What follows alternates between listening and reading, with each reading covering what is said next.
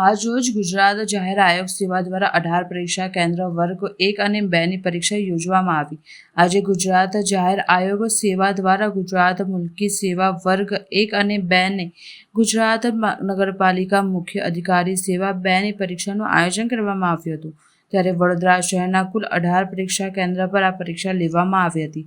આ પરીક્ષા દરમિયાન કોઈ ગેરનીતિઓ ન થાય અને પરીક્ષાર્થીઓ નિર્ભયતાથી પરીક્ષા આપી શકે તેમજ કાયદા અને વ્યવસ્થાની જાળવણી થાય માટે પોલીસ પણ ચુસ્ત બંદોબસ્ત સાથે ગોઠવાયા હતા।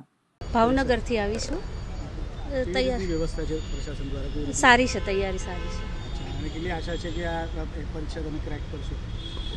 પેપર આવ્યા પછી ખબર પડે। શું નામ આપનું? પુષ્પા ધાંધલિયા। અહીંયા બરોડાથી જ આવ્યા છે અને જીપીએસસીની એક્ઝામ આપું છું રેગ્યુલરને આ વખતે પણ આપવાના છે। અચ્છા, અને કેવી રીતે તૈયારીઓ છે? આ વખતે થોડુંક પેટર્ન પેપર ચેન્જ થયું છે, તો હવે પેપર કેવું આવશે એના પર ડિપેન્ડ કરે છે। 200 ક્વેશ્ચન છે, 3 કલાકમાં અટેમ્પ કરવાના છે, એટલે જોઈએ થોડી સ્ટ્રેટેજી અલગ હશે આ વખતે રેગ્યુલર કરતાં। શું નામ આપનું?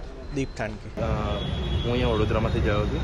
તૈયારી તો અમે આટલા વખતથી કરી રહ્યા હતા ને જે પ્રમાણે સરકારે જગ્યાનું આયોજન કર્યું છે, વ્યવસ્થા કરી છે, એ પ્રમાણે ખૂબ સરસ છે અને અમારી જે પેઢી છે એના માટે આ એક ઉત્તમ ઓપોર્ચ્યુનિટી કહી શકીએ એ પ્રમાણેનું છે। તો એ માટે અમે અમારો પ્રયાસ આપીશું કે એ સરકારની જે આપણા રીતની અપેક્ષા છે એના પર અમે સાચા ઉતરીએ। કેટલી અપેક્ષા છે કે હવે ક્રેક કરીશું?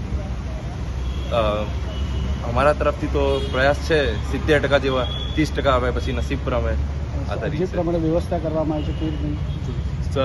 સુવિધા અહીંયા ખૂબ જ સારી છે, ખૂબ તકેદારી રાખવામાં આવી છે। બાકી કોઈ તકલીફ એક્ઝામ આપવા માટે જે બી વિદ્યાર્થીઓ આવી રહ્યા છે એ લોકોને કોઈ જાતની તકલીફ પડે એવું લાગતું નથી અને બધું યોગ્ય છે। શું નામ આપનું? મારું નામ મંડળ છે, ડૉક્ટર મંડળ।